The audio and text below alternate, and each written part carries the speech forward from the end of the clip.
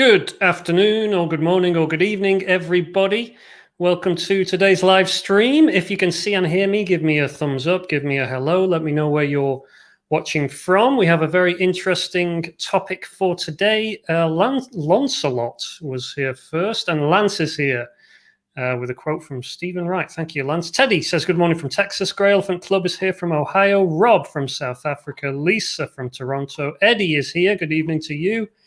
Spencer is in the UK, like me and our guest today. We have an all-English guest list today, or all UK, I should say. I didn't inquire about my guests' DNA heritage, but Anne Holloway is here from sunny Augusta in Georgia. Dunes from France.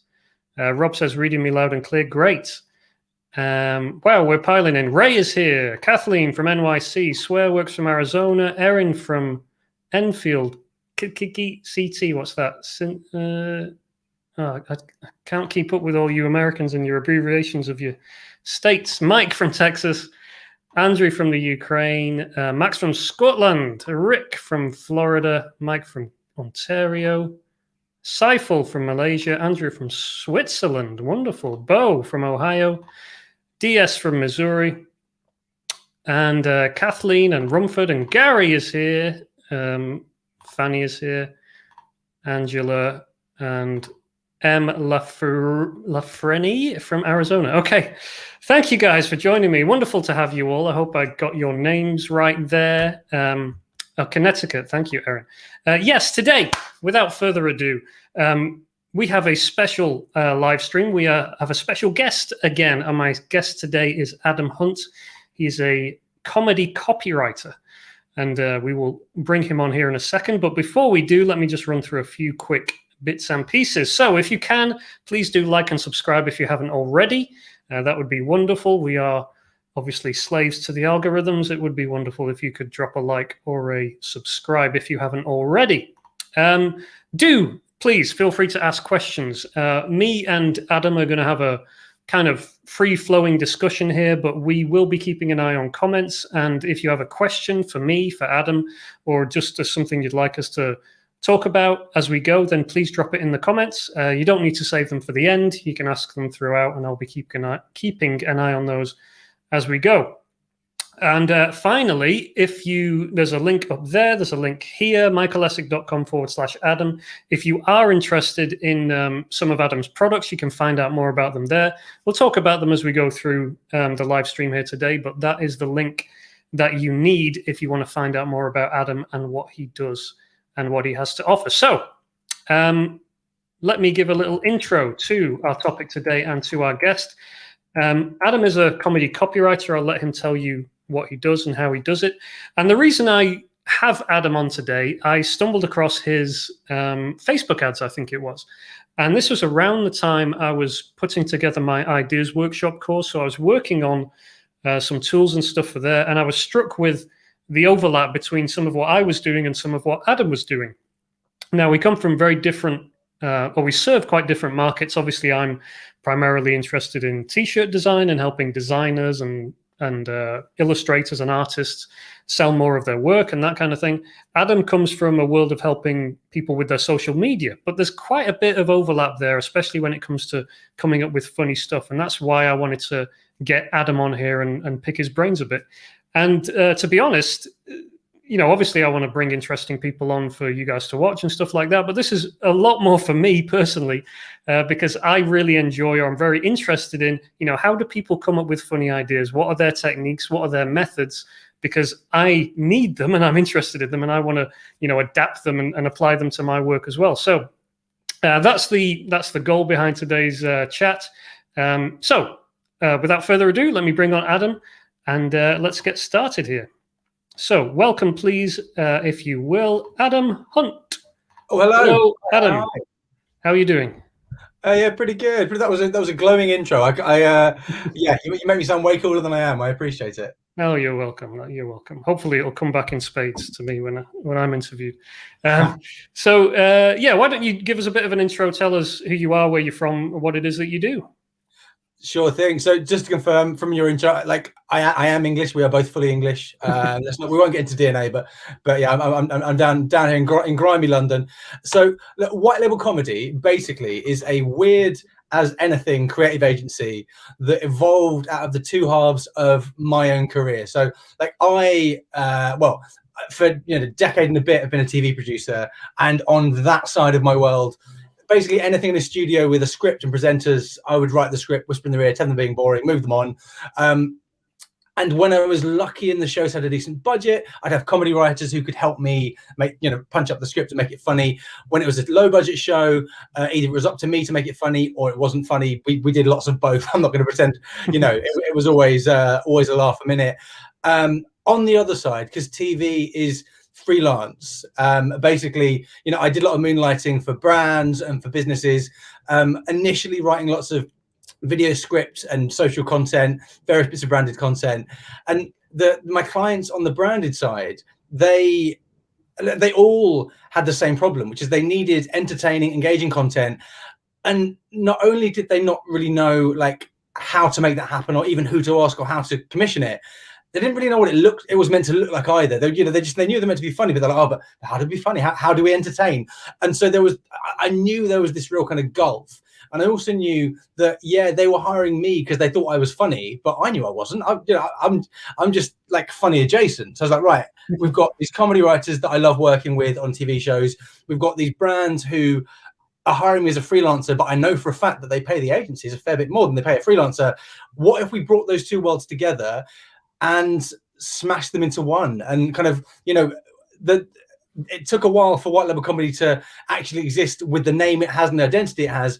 But from the very beginning, really all we are, and still all we are, is some copywriters like me with a jar of funny brains on their desk. You kind of put the brief in from the marketing agency, from the marketing brief, shall we say. Brief goes in, funny brains ruminate. We get funny stuff out. We knock it back into shape to make sure it actually works as a piece of marketing.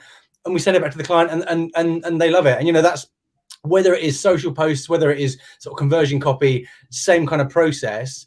And it's a lot of fun. And I've basically built a very silly world for myself because, you mentioned products. I mean, we've got stuff that we sell. Actually, we never intended to teach what we do. We intended to do it.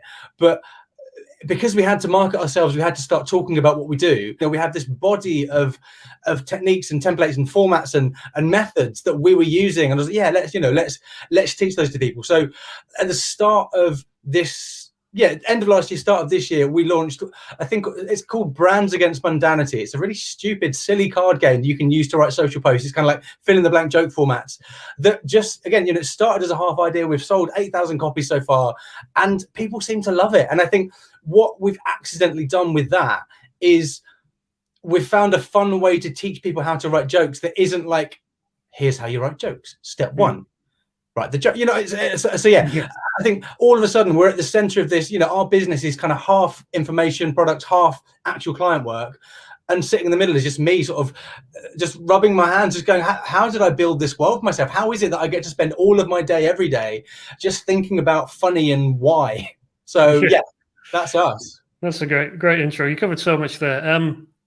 But first thing I wanted to ask, so you used to work as a producer on The One Show, right? Is that? I did. For my sins, yeah. Listen, so have you been watching, I imagine you've been watching This Time with Alan Partridge.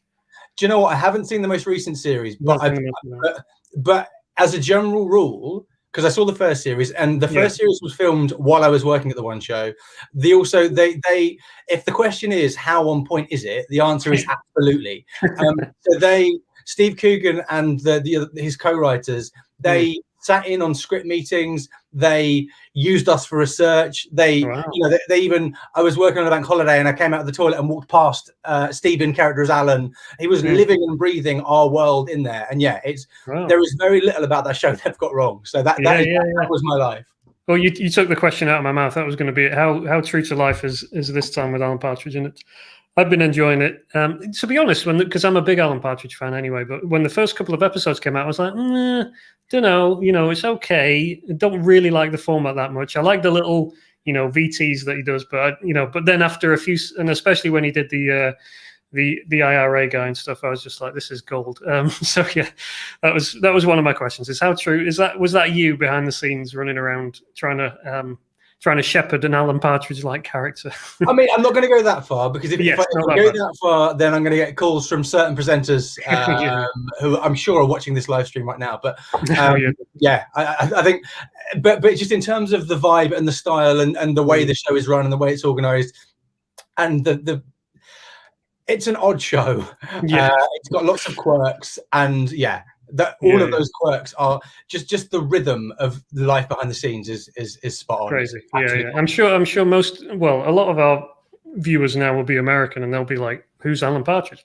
I do remember I tried to show some Alan Partridge to someone when I was in America once, and it was just like whoosh, and it's like a comedy that doesn't quite connect. And we're getting a bit off topic here, but it's a bit, I don't know whether you watch any like Saturday Night Live and stuff like that, but I've tried to watch Saturday Night Live. It just doesn't click with me. And I think in the same way, humor's or comedy is one of those things where it's can be quite localized, quite kind of nationalized in a way. And it's like, we've got our characters and we've got our sense of humor, and it doesn't necessarily carry over to America or another country. Have you noticed that? Or? Do you know what? So it's a question we get asked a lot, but we get asked it in a much more aggressive way, because we're asked, basically, oh, but you're British. Could you write for this country, that country, that country? I think like our process is so research led, and as we'll discuss later, like actually the research you do is the most important part of making those jokes land with an audience. That actually, starting with the research, you can always write jokes for any audience, but there is one key difference between American humor and English humor, and it's that Americans need the joke to be telegraphed. So Americans, you do the joke and you go, hey, whereas with Brits, you do the joke and then you just stare dead ahead. Yeah. So and then that even sort of translates across. If you're writing tweets for a British brand and you're trying to be funny, they will be much more deadpan, and they will write stuff that some people might not see as a joke, because that's what we get. And I think all it takes is a slightly more heightened, you just need to add a wink on, or a nod, or like a onto the end of an American focused piece of humor, and they get it. And I think that's why I struggle with SNL, is because it's just a bit obvious. There's not much subtlety to it.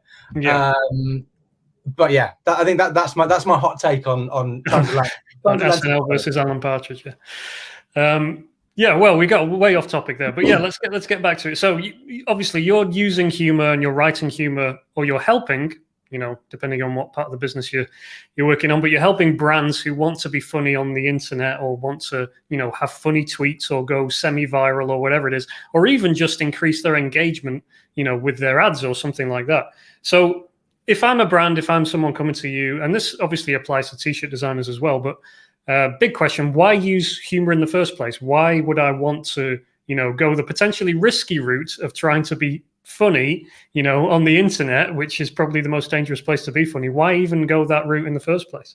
Well, I think there's about 19 parts to that question. I'll try and answer as few as I can to paint the picture, because I think, firstly, the idea of humor as risky is only true if you don't know what you're doing. I think and this all tracks back to all the other elements. So, as an example, there was so you need to get the ingredients for a joke from places that are relevant to the brand and the audience, and the kind of intersection between the two. Otherwise, you're just making a joke. Otherwise, you've just got Ricky Gervais on your Twitter.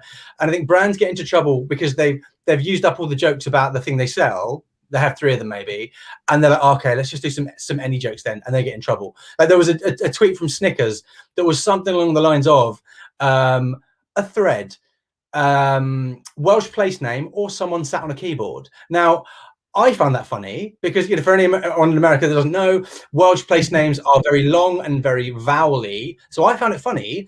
But my uncle, who lives in Llanfair Pwthwyngi, go get it, Windrobl, Clantasilio, go, he was furious because, what we'd done is we'd split the room to try and impress that half and alienated that half in the process. The key to making comedy work for a brand is to work out what unites the room. So, what are all of the what could you say that all of your audience would uniformly go, oh, that's so true, I agree with that, that represents me.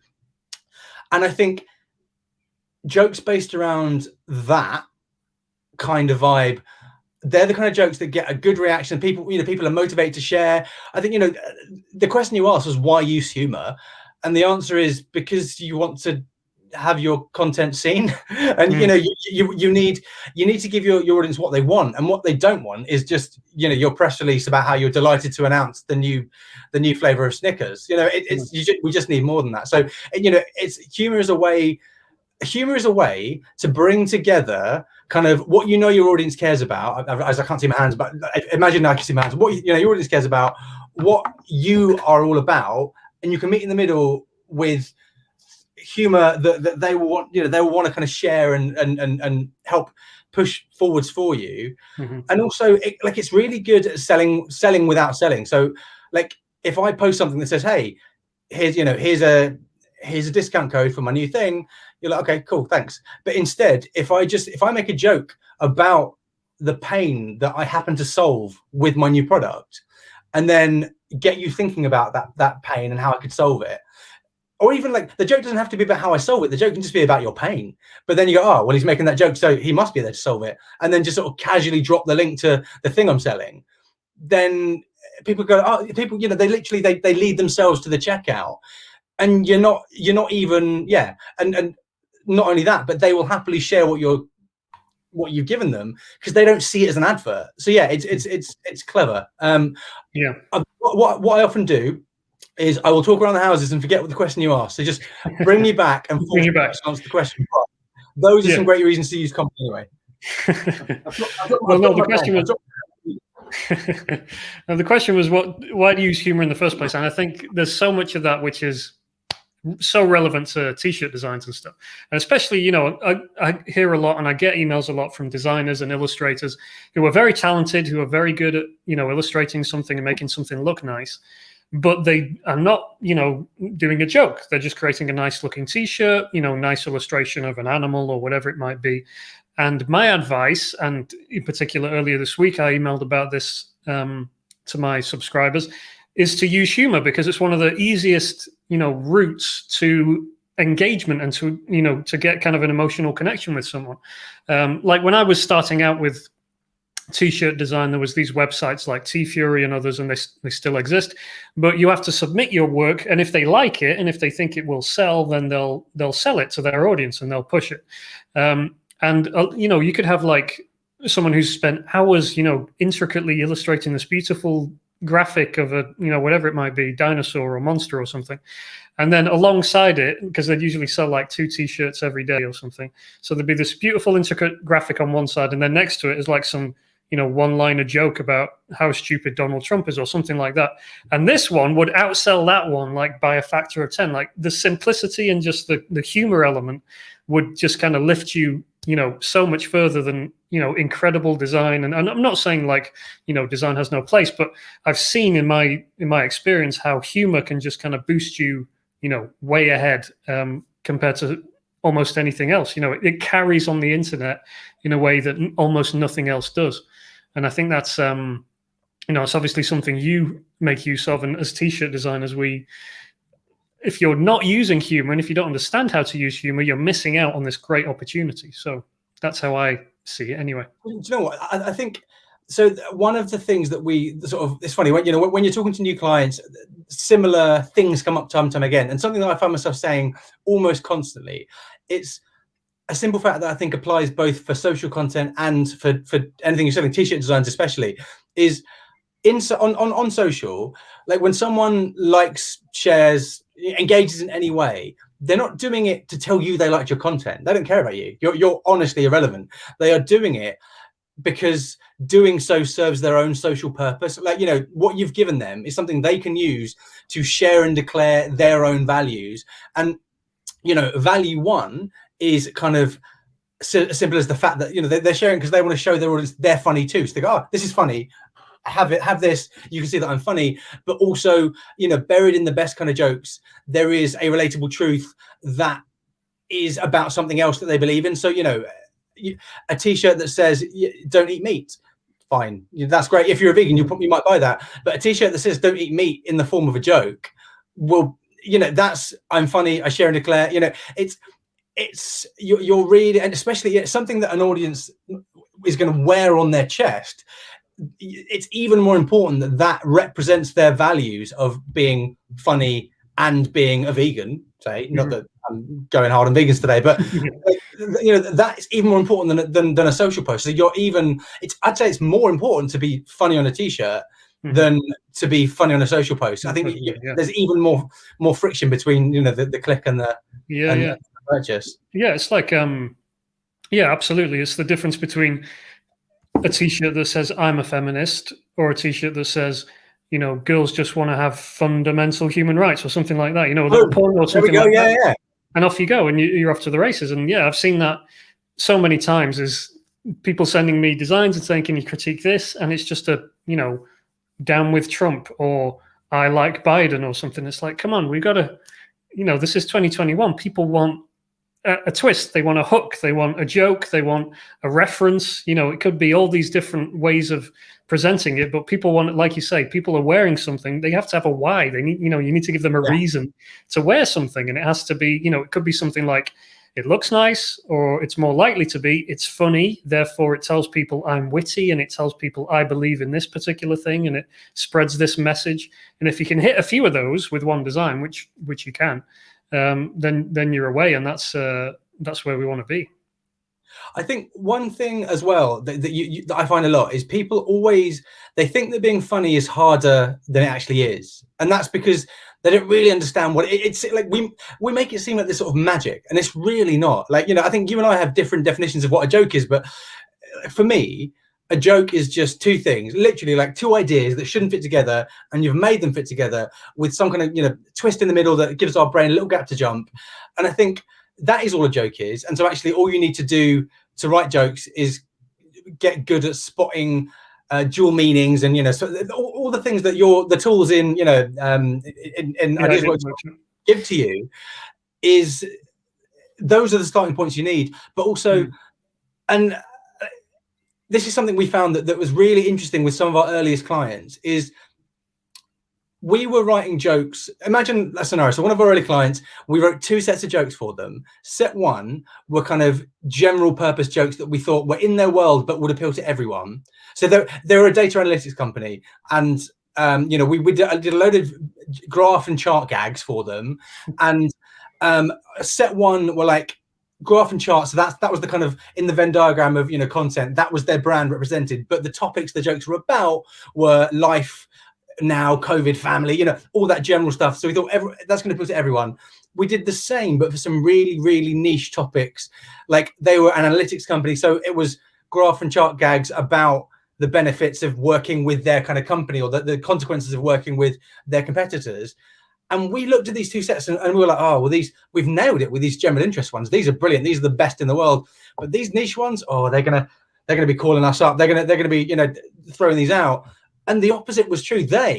Because the jokes were based around the thing that they really identify with, their relatable truths, their world, they thought we were the funniest effers in the, you know, on the planet, because we'd based the jokes around their truth. And I think actually get the right relatable truth, and then a half joke on that truth is way funnier to you subjectively than like a really clever joke that is about something that you don't agree with. So it's all that really matters is work out what you can say to your audience that they would say, oh, that's so true.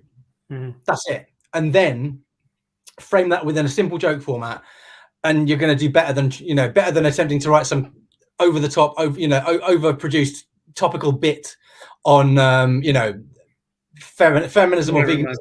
It's keep it simple. Yeah, absolutely. And I think that's I mean, a lot of people, so some of the people listening will be familiar with the Ideas Workshop and one of my methods, which I call plug-in phrases, which is quite similar to quite similar to Brands Against Mundanity, which is basically, you know, that here are these frameworks which work, usually little short phrases, and you can just insert something to do with your topic, and you can use them as kind of jumping off points, and then you can write jokes from them. So it could be as simple as, you know, I want to write jokes about feminism, or maybe stay away from that one. But I want to write jokes about some, relatively non-controversial topic, and I'm just going to pull up this list and go through it, and just ideas will come. And that's, I have to say that's one of my probably my go-to method, when there's a new trend or a topic and I'm trying to come up with ideas. I just pull up my list of plugin phrases and I just run down and go, yeah, that might work, or hey, that really works, or oh, that works on a couple of different levels. And I know you kind of use the same approach with Brands Against Mundanity. So is that kind of how you use that? Is it kind of, I know you start with trying to understand a bit about the subject, but once you've got something, is it as simple as pulling up the list and then seeing what works?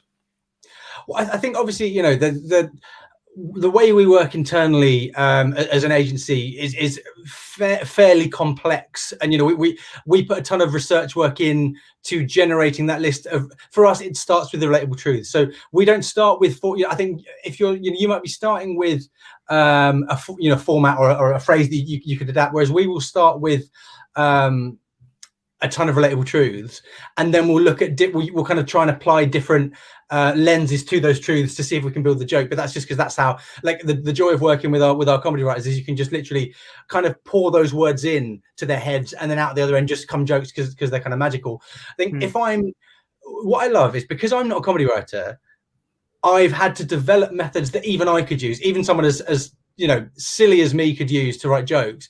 And for me, it always starts with lists. So, like you've got your list of plug-in phrases, I would just start with a list of words that have something to do with the brand, or words that have something to do with the audience, and just another list of something else. So say we're trying to write jokes for a why are we going with vegans? Say we're trying to write jokes for a we're there. Jokes for a vegan audience about life under COVID, because people think you can't write jokes about the pandemic. You can, so long as you don't like punch in the wrong direction. We can, punching at certain targets or belittling COVID divides the room, but a shared understanding of how rubbish this all is, that unites the room. So you can do that.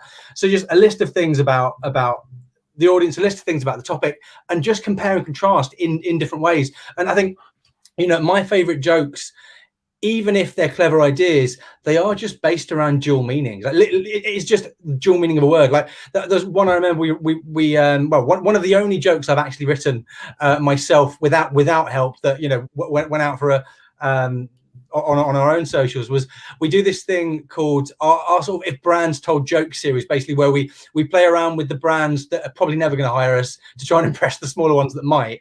And one that we wrote with BA in mind, back when face masks were first going to be a thing, and it was super simple, really silly. It was just face masks are really taking off lately, lucky gits. And all that is just the dual meaning of taking off. So you sort of you're starting there with, you've got BA, you've got a ton of words floating around about the pandemic, and you're just feeling around for a word that can sit in both camps, and then you find it, and then you have to arrange it together, and then beyond that, it's really easy to have a clunky joke that doesn't quite land, and tiny tweaks can make it better.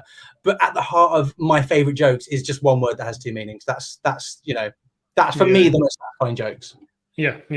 I mean, obviously in my approach, we've got various methods. We've got things like phrases, and then you've got double meanings, or perception puns, as I call them, and things like replacement puns, like girls just want to have fundamental human rights. That would be one like that. But so many different approaches. But I think what you've got in your method and in your approach is you start with, okay, how do we get deep into our subject matter?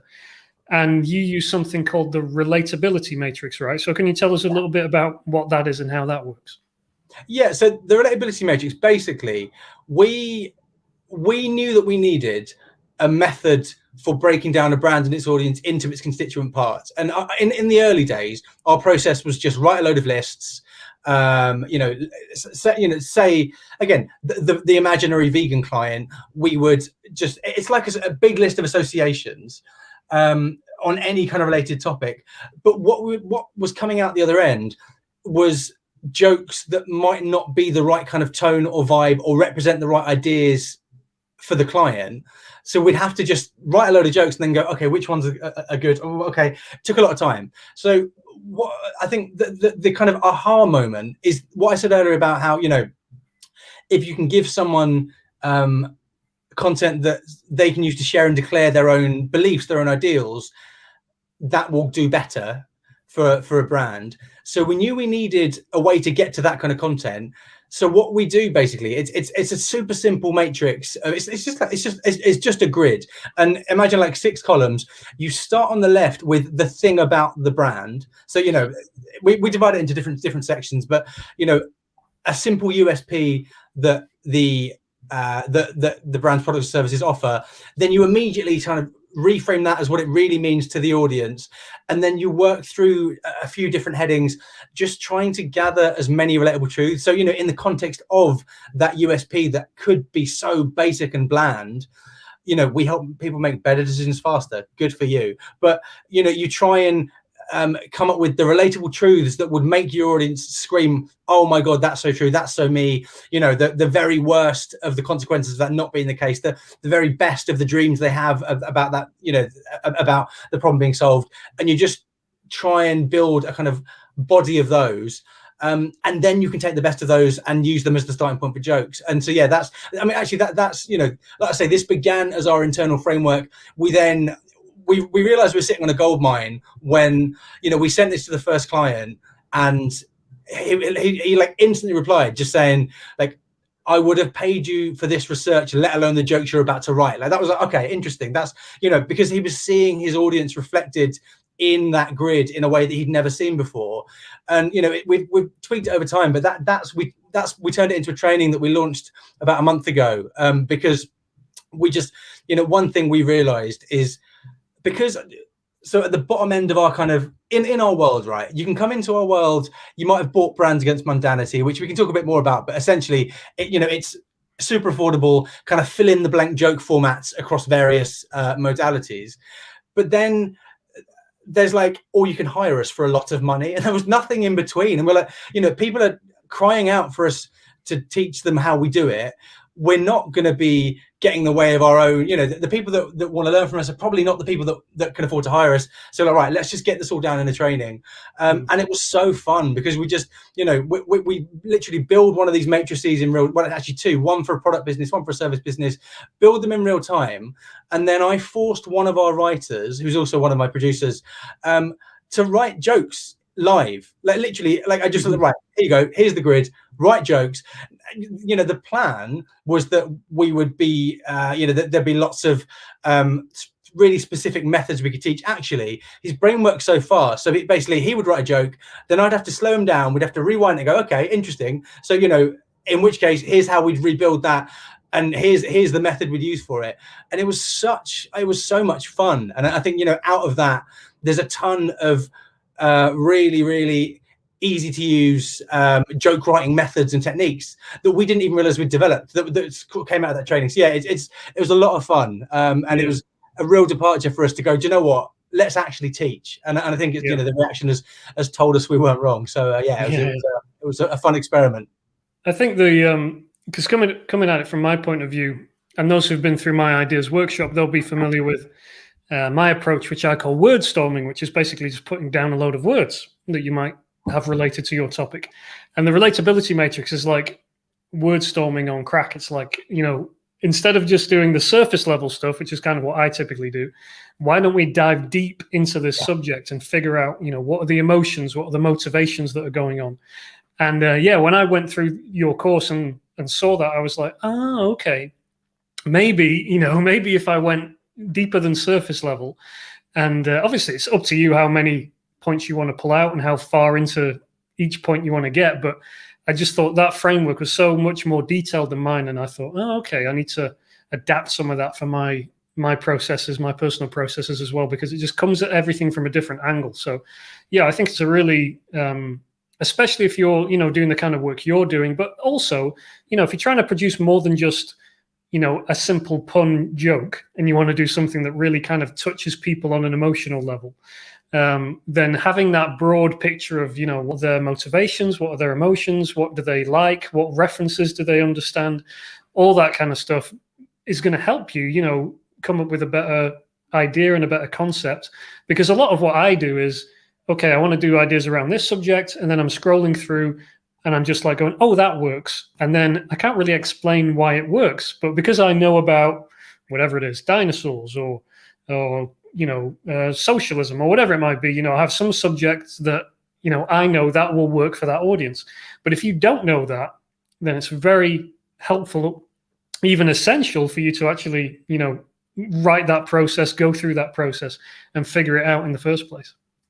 I think, yeah, spot on. And I think, you know, you can write great jokes with surface level ideas, but you run out. I think that's the key thing is, you know, you run out of good stuff. There's only so many puns you can do with surface level stuff. And I think, you know, even just by going deeper into a subject, even if all you did was reveal a new layer of other basic, simple surface level stuff, there's just more to play around with. And I think, you know, you compare a joke that's like, if you're just on the surface and you've got, right, you know, veganism, Game of Thrones, and you know, you're trying to smash those two together, you're going to end up with a cute pun that people might feel like sort of represents them, you know, 3 out of 10. They'll buy it because there's nothing else out there that's any better. So it's actually still a really good product. But if instead you're smashing together the intricacies of how someone feels about meat, how they genuinely feel about meat, and, you know, what they go through, the emotions they go through when their family are dismissive of their feelings on not eating meat, and when, you know, people ask them that same annoying question about it, or, you know, insisting you can't be a flexitarian, all of those little annoyances turn them into a Game of Thrones pun. And, you know, it's just the power of that pun for the person that sees themselves reflected in it is tenfold. And I think, yeah, but I think the phrase wordstorming is great because, you know, truthfully, that is what comedy writers do, is they put ideas and notions in their head and they get them swirling around, and then they just make jokes.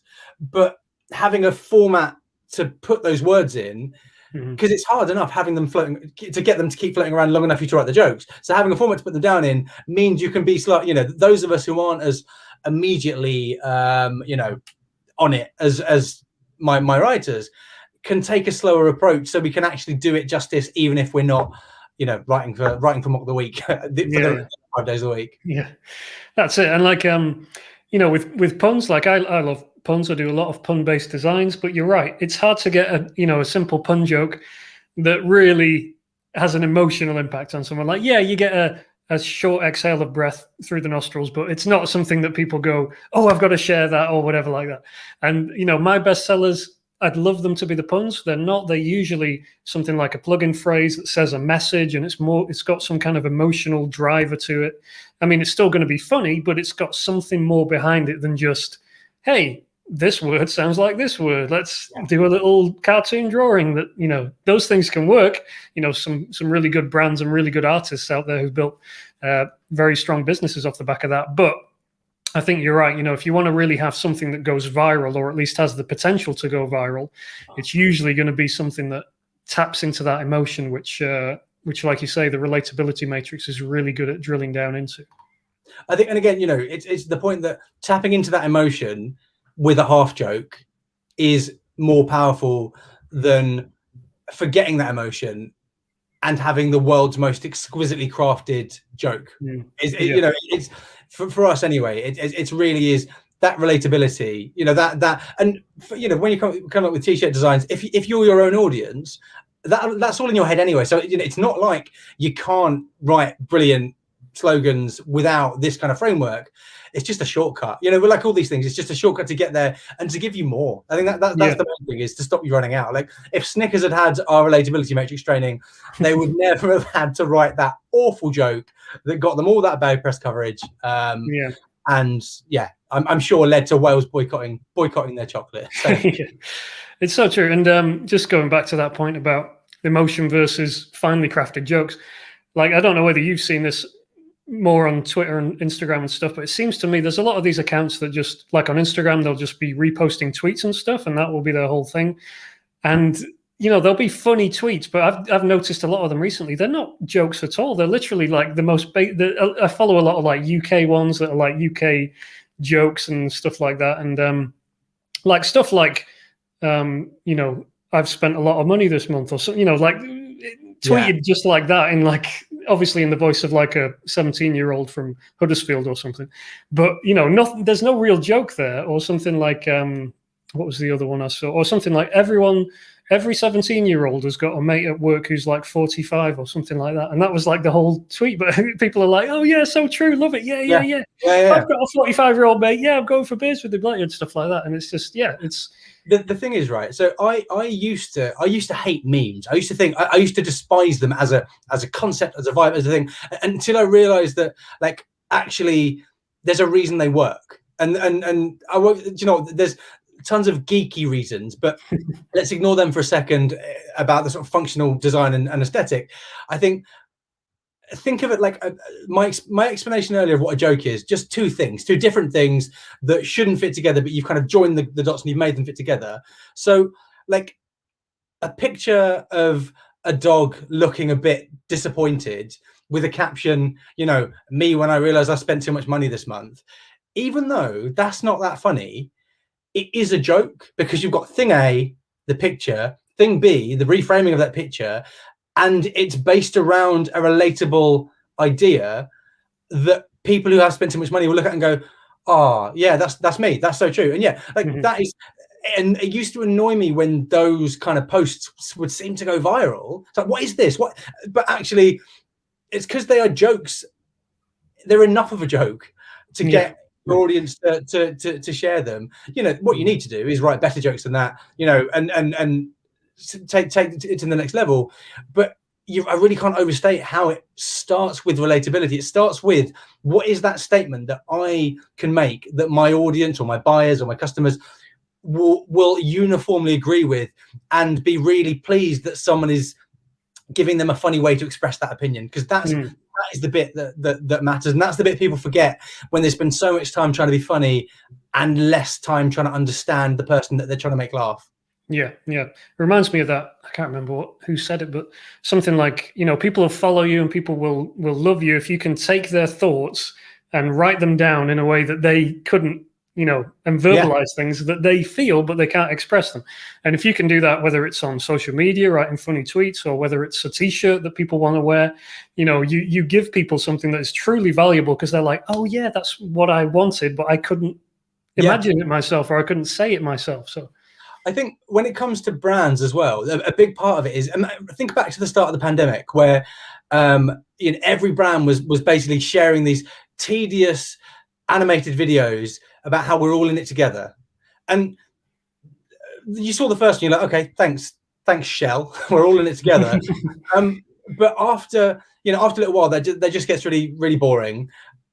A joke about the world we're living in while locked down from a brand, not Shell, let's not go near Shell, but a joke about that shows you that they understand you, because you can't make a joke about our world unless you understand it. So it's a much stronger way, on the one hand, like for social content, share and declare, you're trying to get them to share it and declare it. But humor in a persuasive context, if it's just about driving love for the brand, then just showing people that you get them and you get their world, and that whoever is behind that account is a human that is going through the same things as you, is really powerful as well. And I think, there's sort of, you don't always have to make stuff go viral to have an impact on people.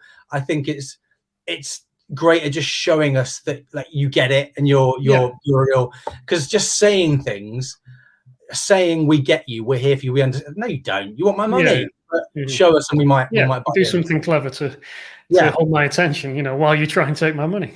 Yeah, exactly. And it's like, like you say, like, not every tweet is going to go viral, just like not every t-shirt design is, but at least if you're putting some effort into trying to communicate some emotion or do something that's relatable, then you're going to have a bigger hit rate than if you just forcing it on people. We got a question here from Teddy. Teddy says, how do you target an audience for humor when your topic can be any number of other things? How do you target an audience for humor when your topic can be any You number? might need to help me unpack that question so I can I'm I'm reading it and trying to figure it out. How do you target an audience for humor when your topic can be any number of others? So I'm guessing maybe what it means is the topic may not necessarily be a funny topic. So how do you turn that into something funny?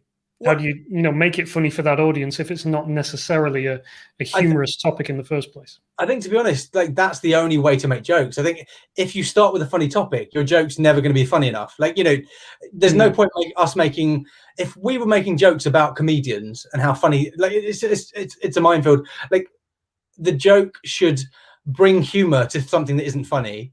So actually, I think it's better off that way. I think if that's the question. I think Teddy, does that answer your question, or is that? No, Teddy's come back in. Sorry, as in, how do you get it to them? How do you get it to them? Oh, so maybe Teddy's asking more of like a, how would you get your joke in front of them? So in our context, I guess Teddy's asking, how do you get a design that's funny? How do you get it in front of those people on, maybe on Redbubble or Amazon or something like that? So maybe that's more of a question for me on the keyword side. I would say, Teddy, you can use, keywords that are pretty broad, like funny and meme and joke and stuff like that. But honestly, humor is such a universal language that if your design is around a certain topic and, it ranks for whatever that topic might be, vegan t-shirt, veganism t-shirt, if you search for that, you'll find most of those designs are funny in the first place because that's what people want to wear. They want to wear a funny vegan t-shirt.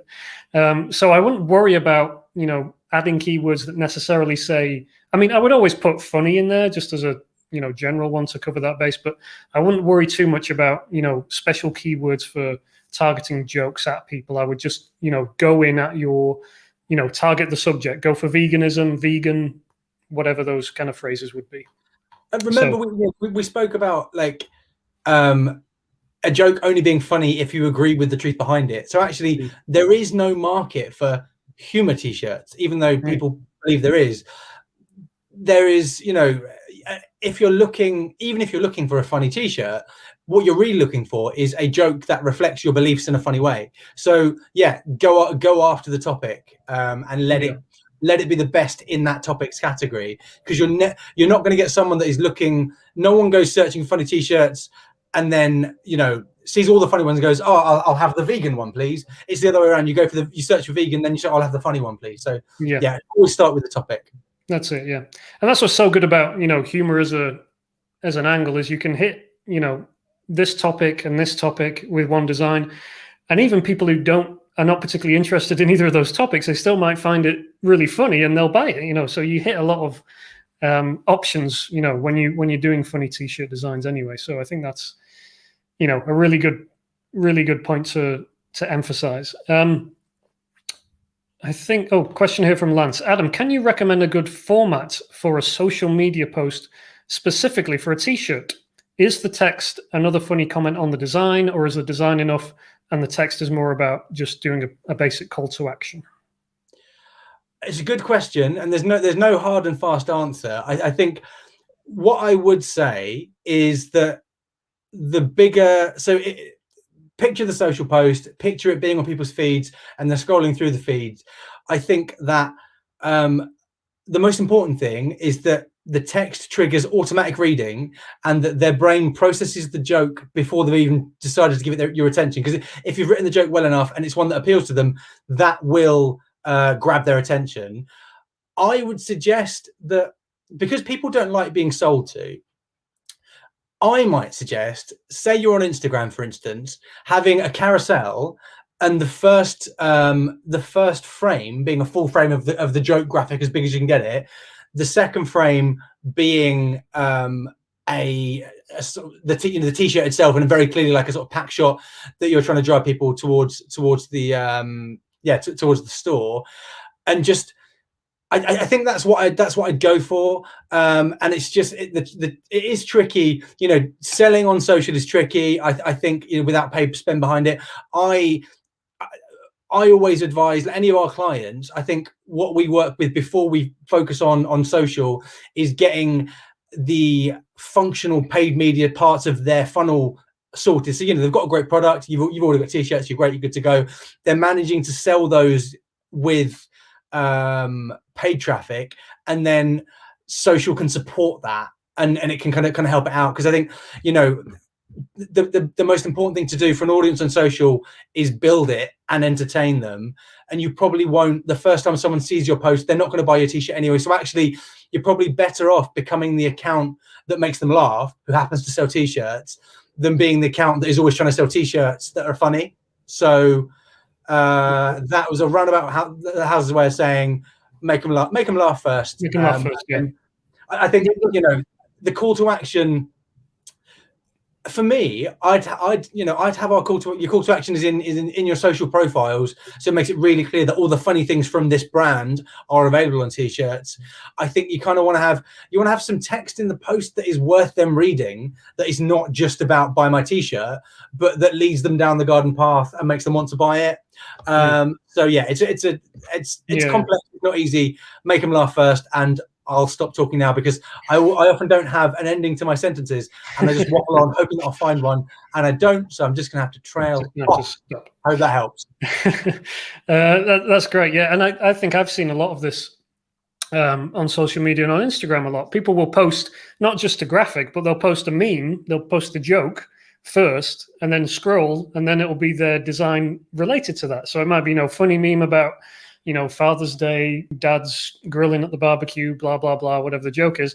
And then swipe, and then there'll be a design about, you know, funny Father's Day design or something like that. So I think that's definitely one approach that can work. And like you just said about, you know, writing something funny or making people read the captions and stuff. Someone who's really good at this is Kevin, I can't remember his name, but is White People Humor on Instagram. And he's very good at doing funny captions, you know, provoking responses in the comments and stuff like that. I think he's probably top of his game there. And it also reminds me of one of my favorite, I guess you'd call it a funnel or something that I saw on social media, which was a photo. I'll have to describe this, although I do have the photo somewhere. It was a photo of like a box full of T-shirts, the open box of T-shirts, like, you know, 10 or 20 T-shirts. And the T-shirt said, Barbara Bush is still alive, and it had a photo of Barbara Bush. And the tweet said, can't believe I just ordered 30 of these yesterday, and it was posted the day after Barbara Bush died. And I just thought that was the most incredible, you know, marketing pitch story. And of course, everyone in the replies was like, I'll buy one. Where can I get one? I want one, blah, blah, blah. And then he posted like a Teespring link and sold hundreds of them. And I just thought that was like the best example of you know, telling a story around your product, you know, making a story around it that really, you know, makes people laugh. And obviously it's completely absurd and ridiculous, but everyone is in on the joke and enjoys it as well. So if you can do something like that, not something you can really like do at the turn of a switch, but if you can think of something like that, that kind of, you know, puts the joke first, and then the product comes along to support that joke, you know, after people are already rolling on the floor laughing or whatever, then that's where you want to be. Do you know, actually, something you mentioned there, I think really struck a chord slightly before your end point, which is that driving comments, driving interaction. Actually, I think your call to action should drive engagement, not sales, because then more people are going to see that post. So I think, you know, I'm not a T-shirt seller, but my instinct would be that the ideal setup is the joke and then the T-shirt design with a link on a carousel of some kind, and copy that provokes a response or a reaction, you know, a simple question, something to get people involved. Again, think about like the whole people comment to share and declare something. So ask them a question that, you know, they can respond to in a way that makes them look cool and funny and good. Because then that post will get seen by more people. Those people are more, you know, I'd rather have a post that was seen by 10,000 people and only have 1% of them kind of scroll to the right and see, you know, or 1% of them click the link, than a post seen by 3 people and they all clicked it, because you're gonna get more buyers, and even the ones that didn't buy are gonna be more loyal. So yeah, drive engagement before anything else, I think would be my tip. Yeah, no, that's great advice. Stephen says, I'm very partial to dark Gallows humor. What say you, Michael and Adam? You want to take that one, Adam? I say know your audience. I think if you are a T-shirt designer, you are your brand and you're in the perfect position because you can create stuff that you like and you can sell it to other people who like the sort of things you like. And so I think, yeah, there's an audience for everything. I think, you know, if we are writing jokes on behalf of a brand, we need to be mindful of what their audience expects and how they want to be represented. But when, you know, when it comes to T-shirts, there's a huge market for offensive humor. And I think go after it. I think, you know, write jokes that you would laugh at, because that way you can kind of embody. Yeah, I wouldn't steer away from anything. I think, and also there are no topics you shouldn't avoid. You just need to be pitching them at the right audience. So it's if you've got an audience that likes what you like, then yeah, just you know, go for it. I agree. I think there is something to be said, of course, if you're selling the websites you're selling on. So, you know, if you're selling on Etsy or Amazon, you do have to be careful about, you know, what passes as offensive and not. And that's a tightrope that's very difficult to walk. And I've tripped over it a lot of times in my, you know, with my designs. But I would say, yeah, like Adam says, there's a big market for dark and gallows humor. And it's just, you know, finding the right way to reach that audience. And I think, you know, a lot of the designs I create, I wouldn't say they're dark and gallows, but I would say they're quite niche and they can be quite abstract and surreal. And, you know, you either get it or you don't. And thankfully, there's enough of an audience for me to produce designs like that and still sell them. But I wouldn't say there's any niche that is too small, you know, too troublesome. I just think it's about, obviously, you don't want to create designs that are going to be taken down as soon as they go up. So you want to be careful with that. But if you've got a route to reach those people, then yeah, you can do it. And obviously some of the best, most popular comedians of all time are full of dark, you know, very dark humor. So yeah, that's that. Okay. We have about a few minutes left. So why don't you tell us, Adam, I'll just pull up this slide here and you can tell us a little bit about, how do I want to do? There we go. There's both of us. And so, writing jokes that sell. This is your course that's brand new, right? This only came out a couple of weeks ago or something. Yeah. So I think we spoke a fair bit about this earlier. So this is our first ever kind of fully fledged training.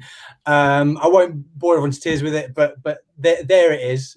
You know, basically in it, we teach you how to write the brand audience, well, the relatability matrix that breaks down a brand and its audience in exactly the same way we do, and then you get to watch over our shoulder as we put that to use, writing jokes for a service brand and a product-based business, and yeah, that's a lot of fun. And I think it's that, you know, so the kind of relatable truths we've been talking about, that following this through, even if you just follow the first half of the training, what you then have is a document full of relatable truths. And actually, you know, they aren't just there for writing jokes, they're there for creating any kind of content, because you've got there kind of a map of your audience's mind, and that's super fun. But the one thing I think I would love everyone here to get involved with and grab a copy of, because I think it's the most ridiculous thing I've ever invented that somehow makes sense and works. So Brands Against Mundanity was, between you and me and, you know, the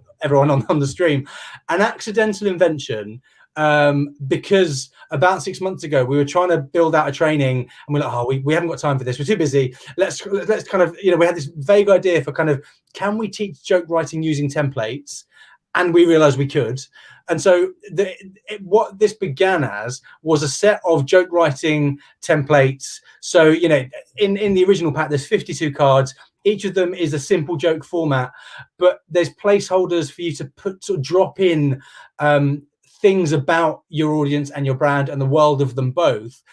And one thing I sort of love about the magic of BAM, as we call it, that I didn't realize we were creating at the time, is you would have thought that with, you know, say if 100 brands use the same formats, they're going to essentially have the same jokes. But because those gaps are so significant, and because you're asking them to put in those relatable truths that are so specific to the world of their audience, you know, I've seen the same agency use this for 3 different clients and have 3 different jokes. And obviously, you know, it is a bit of fun. You know, it's not just there to be used verbatim, but you start using it and you start to see how format, you start to sort of understand, sort of seeing the matrix of how jokes really work. And I think it's a really useful tool for kind of, you begin by following it verbatim, you end by understanding jokes and joke writing, and we've never even bothered to teach you about it. You just kind of learnt it. So we've the kind of bundle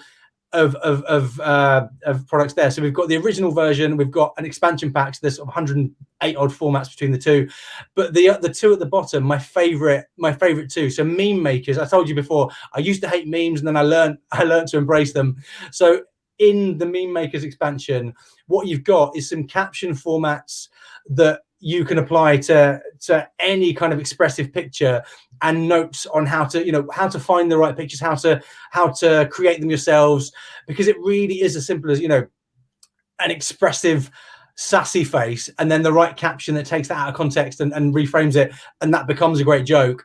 So meme makers is getting a lot of love, and graph gags as well. I was noticing a ton of funny charts and graphs doing the rounds, especially on LinkedIn. They're great for business and small businesses, B2B type stuff.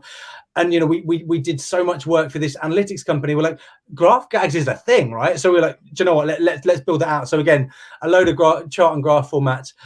I just love that it was a stupid idea, and like I say, we've sold something like 8,000 copies of the first game, and I'm still not seeing jokes that look the same, and that's silly to me. But yeah, that's our stuff, and I think we've given Michael a bit of a overly generous discount here, but screw that. That's half the fun. So if anyone's I think that's a great place to start. Yeah, well, from my point of view, and Rick's just asked a good question, which of the products are most useful for creating t-shirt content? So I'll tell you that Brands Against Mundanity was the thing I first found Adam through, and it's very similar. If you're in the ideas workshop and plug-in phrases, it's a similar approach to that. But obviously, Adam has stuff which goes into a bit more detail with each one, and it's different stuff from plug-in phrases. So I'm not ashamed to say that I have nicked some of Adam's phrases and started using those.